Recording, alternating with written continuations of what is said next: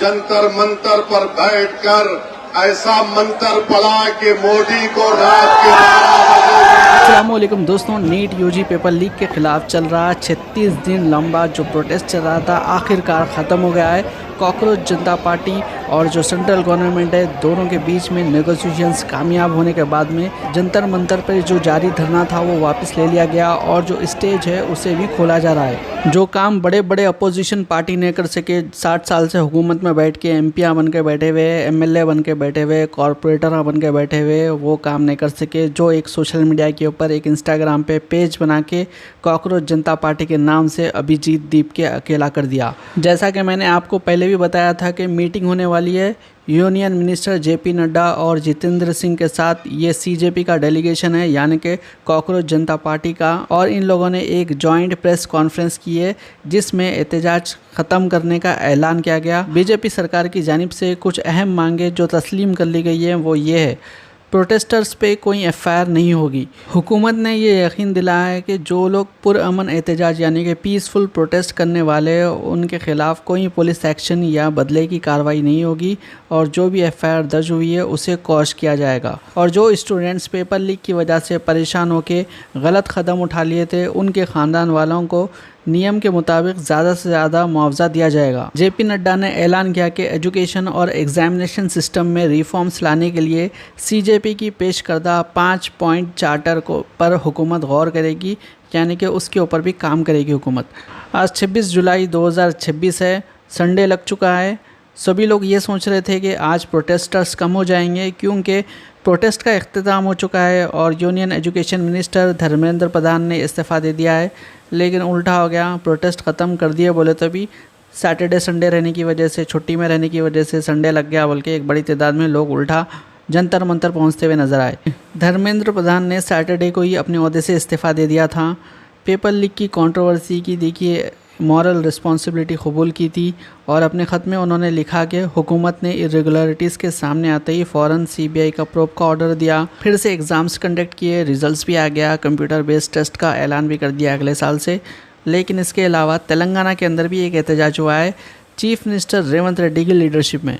हैदराबाद के अंदर candle light march निकाला गया पीपल्स प्लाजा से इंदिरा गांधी स्टैचू तक। हैदराबाद के अंदर ये प्रोटेस्ट देखिए, जो स्टूडेंट के साथ मारपीट हुई थी, लाठीचार्ज हुआ था 20 जुलाई को, उसके खिलाफ निकाला गया है। कुछ घंटे पहले का ये मंजर है, जैसा कि आप देख सकते हैं हैदराबाद में एक बड़ी तादाद में लोग जमा हुए थे under the leadership of chief minister Revanth Reddy. 56 inch छाती हमारे युवाओं के सामने झुक गया। इसीलिए आज हमारे भाई बहनों जनजी के चेहरे पे, आज हमारे जनजी भाई बहनों के चेहरे पे एक विजय दरहास मैं देख सक रहा हूं। मगर ये बस की बात नहीं है, बस नहीं है, नहीं है ये, क्योंकि हमारे युवाओं का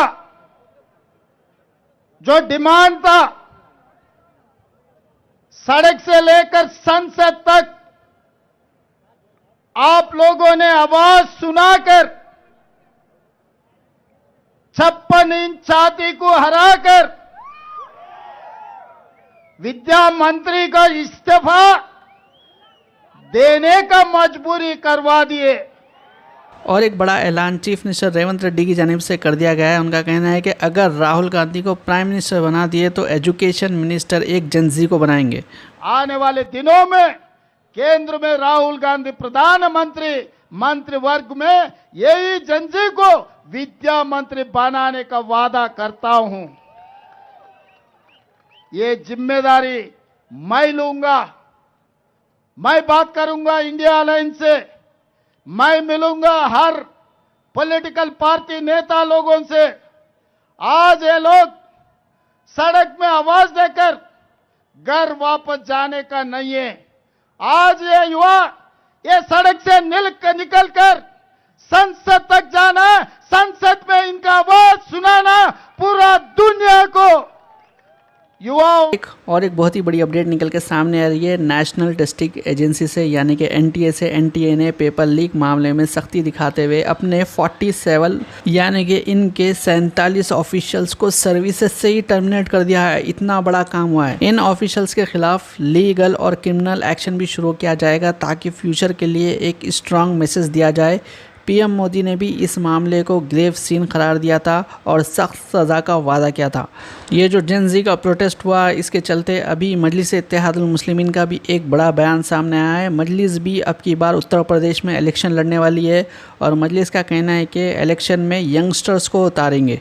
कि अल्लाह ने कमजोरों को ताकतवर पर कामयाबी दे दी। इंशाअल्लाह ताला आने वाला वक्त बताएगा कि हम गालिब रहेंगे। इंशाअल्लाह ताला हम कामयाबी हासिल करेंगे और हम अपनी आवाज को उत्तर प्रदेश के विधानसभा में भिजाएंगे। मैं सलाम करता हूं उन बहादुर तालिब इल्म को और उन तुलबाओं को जिन्होंने कई हफ्तों से जंतर मंतर पर बैठकर ऐसा मंत्र पढ़ा कि मोदी को रात के 12 बजे। दोस्तों और बुजुर्गों, ये होती है इत्तेहाद की ताकत। और मैं उम्मीद करता हूं कि भारत में हमारी 65% आबादी की उम्र 35 साल से कम उम्र लोगों पर मुश्तमिल है। भारत की 50% आबादी 25 साल से कम उम्र की है।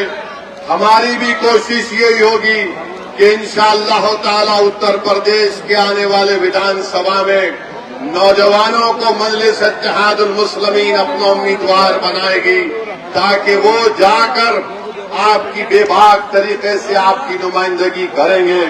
और हमारी ये कोशिश होगी कि 2029 का जब चुनाव होगा तो कोई 80 साल का शख्स भारत का प्रधानमंत्री नहीं बनेगा, बल्कि कोई 45-40 साल का नौजवान इस मुल्क का वजीर आजम बनेगा। हमारी कोशिश यही रहेगी। मेरे अजीज दोस्तों और बुजुर्गों, मैं आपसे ये गुजारिश भी करने आया हूँ कि हमारे धर्मेंद्र प्रधान एजुकेशन मिनिस्ट्री से तो इस्तीफा दे दिए, लेकिन अगर उनको कोई और मिनिस्ट्री मिल गए तो ऐसा भी काफ़ी सारे लोग सोच रहे, परेशान हो रहे।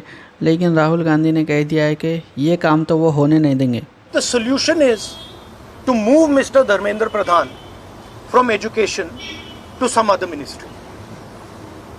This is not acceptable to the students of India. It is not acceptable to anybody. The reason is Mr. Pradhan is a symbol of corruption and of what has happened to the future of India's children. He is a symbol of the destruction of the most valuable thing that this country has, which is our students and their future. ये सारी अहम developments और update, मुज़ाकरात, ऐलानात, तमाम चीज़ें मैं आपके सामने cover करा। इवन जो पॉलिटिकल लीडर्स के बयान सामने आए वो भी कवर करा। इंशाल्लाह और भी ऐसी अपडेट्स आपके साथ लाते रहेंगे। पल पल की अपडेट शेयर करते रहेंगे। वीडियो को लाइक करिए, चैनल को सब्सक्राइब करिए। इंशाल्लाह अगले वीडियो में मिलेंगे। अल्लाह हाफिज़।